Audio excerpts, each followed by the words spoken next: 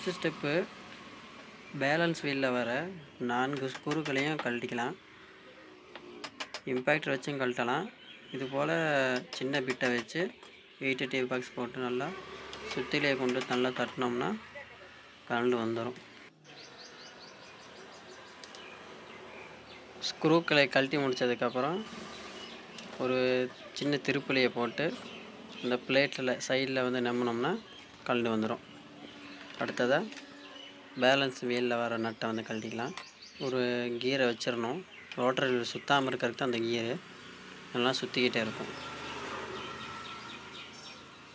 இது போல் பெரிய ராடு ஒன்று போட்டு லூஸ் பண்ணிக்கலாம். அதில்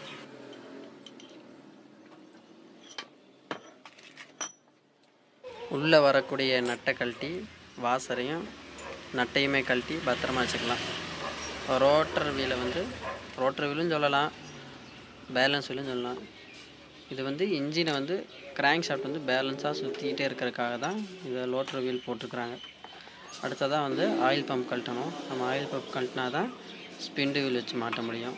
8 டீ பாக்ஸ் உதவியை கொண்டு 3 போல்ட்டையும் கழட்டினோம்னா வந்துடும். சரி, இப்போ கழட்டி எடுத்துக்கலாம். வியூவர்ஸ், வீடியோ கொஞ்சம் ஸ்பீடாக இருக்கிற மாதிரி தெரியும். வீடியோ வந்து ரொம்ப லென்த்தாகவே போகிறதுனால வீடியோ ஸ்பீடாக தான் ஓட்டி வச்சுருக்குறோம். பார்க்குறவங்களுக்கு வந்து போர் அடிச்சிடும். அதனால் ஆயில் பம்ப்பு கழட்டி எடுத்துக்கலாம். உள்ளே வந்து இதே வச்சுக்காமையே மாட்டி வச்சுருக்குறாங்க. இந்த மாதிரி இருந்துச்சுன்னா ஆயில் உள்ளே சர்க்குலேஷன் ஆகும்போது வெளியே லீக்கேஜ் ஆகும். பேக்கிங் வச்சு தான் மாட்டணும். இதுக்குள்ளே ஒரு ஸ்டெடி பின் மாதிரி வரும். அது வந்து தொலைச்சிடாமல் பத்திரமா வச்சுக்கணும். திரும்பவும் மாட்டும் போது அது இருக்கணும். நம்ம தொடச்சி வச்சுக்கலாம். அடுத்து ஸ்பிண்டில் கியரில் வர ராடு. இந்த ராடு வந்து சுற்றி பார்த்தோம்னா அது பெண்ட் இருக்கக்கூடாது. பெண்ட் இருந்துச்சுன்னா அதை மாற்றிக்கணும்.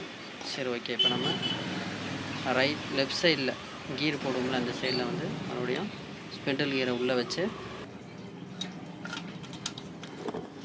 இந்த ஆயில் பம்ப் கீர் எப்படி வச்சு மாட்டணும்னா, இந்த ஸ்டெப்பு பார்த்தீங்களா, சின்ன ஸ்டெப்பாக இருக்கும் பார்த்தீங்களா, அதுதான் உள்ளே போகிற மாதிரி. இந்த பெரிய ஸ்டெப் வந்து வெளியே வர மாதிரி வச்சு மாட்டணும். அப்போ தான் அது உள்ளேயே உட்காரும். இல்லையாண்டா அது உள்ளேயே உட்காராது. வந்து இது போல் டைட் பண்ணி அந்த டீ பாக்ஸை வச்சு பின்னாடி அதை கீரை வந்து எதாவது சுற்றாத மாதிரி பிடிச்சிக்கிட்டு டைட் பண்ணோம்னா இது உட்காந்துக்கும். அடுத்ததாக இந்த ஸ்டெடி பின் மாதிரி சொன்னோம்ல, அது வந்து இந்த ஸ்டெப்பு இருக்கும் பார்த்தீங்களா, ஸ்டெப் உள்ள சைடு வந்து இப்படி தள்ளுற மாதிரி வச்சு மாட்டினோம்னா இது உட்காரும். இல்லைன்னா ஆயில் பம்ப் கீர் வந்து உட்காராது. இது போல் பேக்கிங் வரும். பேக்கிங் வச்சு இப்போ ஆயில் பம்ப் வந்து உள்ளே வச்சு மாட்டிக்கலாம். மறுபடியும் 3 போல்டு வச்சு டைட் பண்ணணும். எப்போவுமே சொல்கிறது தான், ஒரு போல்டுக்கு குறிப்பிட்ட லோடு தான் இருக்குது. அந்த லோடுக்கு மேலே டைட் பண்ணிங்கன்னா அந்த மரம் வந்து வீணாக போயிடும். அப்புறம் கேஸே வீணாக போயிடும். அப்புறம் மரம் போட்டு அது ஓவர் சைஸ் பண்ணி அதிக வேலை தான். அதனால் எப்போவுமே டைட் பண்ணும்போது ஒரு குறிப்பிட்ட டைட் வந்து இருக்குது, அந்த அளவுக்கு தான் டைட் பண்ணணும். நார்மலாக டைட் பண்ணோம்னா அது நீட்டாக இருக்கும்.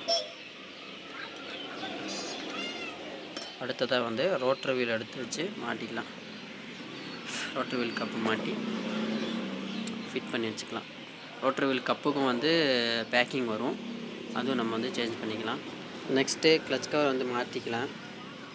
சுற்றி வர 8 mm போல்டு போட்டு கிளச் கவரை மாட்டியாச்சு. கிளச் கேபிள் மாட்டியாச்சு. கிக்கர் மாட்டியாச்சு. இன்ஜின் ஆயில் ஊற்றுறது மட்டும்தான் பேலன்ஸு. அது வந்து டைமிங் செயின் வந்து மாட்டிட்டு இன்ஜின் ஆயில் வந்து ஊற்றிக்கலாம். நெக்ஸ்ட்டு நம்ம மாற்றக்கூடிய பொருட்களை வந்து பார்த்துக்கலாம். டைமிங் செயினு, இது வந்து ஸ்பிண்டில் கியரு. மேக்ஸிமம் ஒரிஜினல் பொருள் வாங்கி போடுறது ரொம்ப நல்லது.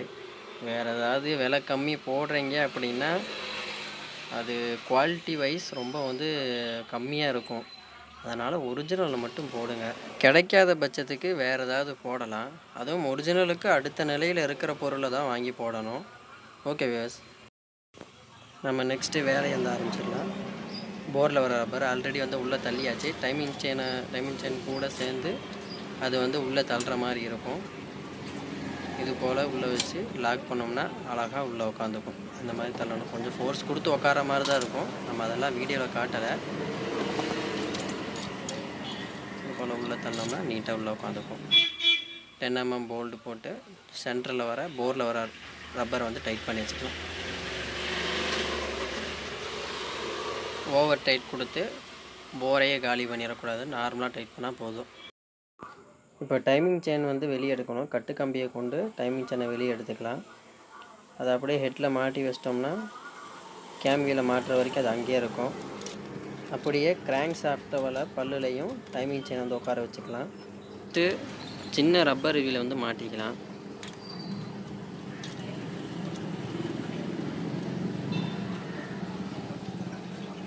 ஓகே, ஃபிட் ஆயிடுச்சு. அடுத்தது புஷ் ராடு. புஷ் ராடில் வர ரப்பரை புதுசு போட்டாச்சு. புதுசு போட்டுக்கிட்டு மாட்டிக்கலாம். நெக்ஸ்ட்டு பிளேட்டில் வர ஓரிங் வந்து மாட்டணும். லைட்டாக வந்து பேஸ்ட் வச்சுக்கலாம். நம்ம மேக்ஸிமம் எந்த வண்டிக்குமே பேஸ்ட் வைக்க மாட்டோம். லைட்டாக அந்த ஓரிங் வந்து கீழே விழுகாத மாதிரி இருக்கிறதுனால கொஞ்சம் லைட்டாக பேஸ்ட் வச்சுக்கிட்டு அந்த இடத்துல வச்சிட்டோம்னா அது விழுகாது, இல்லைன்னா விழுந்துக்கினே இருக்கும்.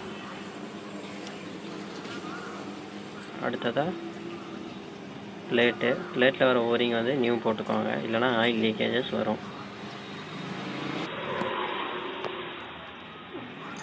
நல்லா டைட் பண்ணிக்கலாம். ஆப்போசிட் தான் எப்போவுமே டைட் பண்ணணும். தட்டி அதை கரெக்டான பொசிஷனில் கேஸில் உட்கார வச்சுக்கலாம். நல்லா டைட் பண்ணிக்கணும். இம்பேக்டரை வச்சு நல்லா நீட்டாக தட்டி டைட் பண்ணிட்டோம்னா இருக்கும். அடுத்தது ஒன் வே கிளச்சுடைய வீலை வந்து மாட்டிக்கலாம். ஒன் வே கிளச்சில் வர ஸ்ட்ராப்பரை மாட்டிக்கலாம். 8 mm போல்டை வச்சு டைட் பண்ணிக்கலாம். இது வந்து ரொம்ப ரொம்ப முக்கியம். நார்மலாக தான் டைட் பண்ணணும். கம்பல்சரி கட்டாயிரும். நார்மலாக டைட் பண்ணணும். இந்த காடி ஒன்று வருது பார்த்தீங்களா, அந்த காடியும் உடஞ்சிரும். அதனால் ரொம்ப நார்மலாக டைட் பண்ணணும். இந்த மாதிரி ஒன் வே கிளச்சு வெளியே வராமல் இருக்கிறதுக்கு தான் இந்த போல்டு கொடுத்துருக்குறாங்க. அடுத்தது இந்த சைடில் வர ரப்பர். இது எதுக்காக கொடுத்துருக்குறாங்கன்னா, இந்த செயின் வந்து மேண்டை சுற்றி விடும்போது மோட்ரு ஃபோர்ஸாக சுற்றும். அப்போ சலன்னு அடிச்சதுன்னா கேஸ் வந்து உடஞ்சிரும். அதனால தான் இது வந்து ஒரு பாதுகாப்பு விஷயத்துக்காக தான் கொடுத்துருக்குறாங்க. நெக்ஸ்ட்டு மேக்னெட்டை மாட்டிட்டு செல்ஃப் மோட்டரில் வர சர்க்கிளிப்பு மாட்டிக்கலாம்.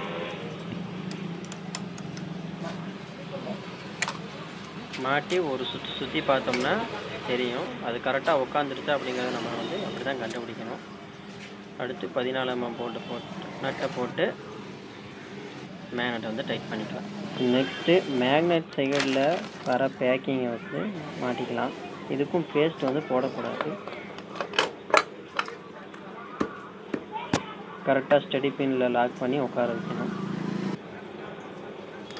8 mm போல்டு போட்டு டைட் பண்ணிக்கலாம்.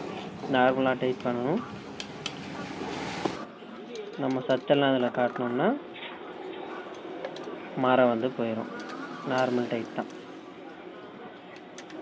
எல்லாத்துக்குமே ஒரு டார்க் இருக்குது. அந்த டார்க்கு படி டைட் பண்ணால் பொருட்கள் சேதமாகிறத வந்து தவிர்த்துக்கலாம். Next timing, T mark. Magnet வர டீ மார்க்கு, கேம் வீலில் வர ஒரு புள்ளி, ஹெட்டில் வர மார்க்கை வச்சு கனெக்ட் பண்ணி வந்து மாட்டணும். இந்த மார்க்கும் ஒன்றாக வச்சு மேக்னெட்டில் வந்து டீ மார்க்கில் வச்சுட்டு மாட்டினோம்னா கரெக்டாக இருக்கும். இல்லைனா வண்டி வந்து ஸ்டார்டிங் ட்ரபிள் வந்து வரும், வால்வில் கம்ப்ளைண்ட் வரும். அடுத்ததாக ஹெட்டில் வர சைட் டோரு, அதில் வந்து பேக்கிங் வச்சு மாட்டிக்கலாம். இந்த ஒரு ஹோல்ஸ் தெரியுது பார்த்தீங்களா, அந்த ஹோல்ஸு ஹெட்டில் ஒரு காடி இருக்கும். அந்த காடியில் செட் ஆகிற மாதிரி வச்சு டைட் பண்ணணும். நம்ம அடுத்து அந்த ஸ்பார்க் ப்ளக் சைடு போய் டைட் பண்ணிக்கலாம். இது ஒரு லென்த்து போல்டு வரும். இதுவும் ரொம்ப முக்கியமான ஒரு விஷயம். இதுலேயும் நார்மல் டைட் தான். உடஞ்சி போயிருங்க, மரம் போயிடும். நம்ம சத்தெல்லாம் இந்த மாதிரி விஷயங்களில் காட்டினோம்னா செலவு தான் அதிகமாகும். Next L N K bolt, cup. இந்த கப்பையும் டைட் பண்ணிக்கலாம்.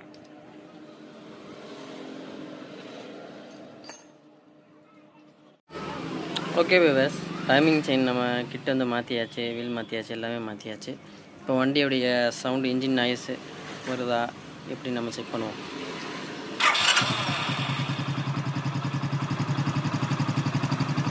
சூப்பராக ஒர்க் ஆகுது வியூவர்ஸ். கரெக்டாக மாட்டியாச்சு.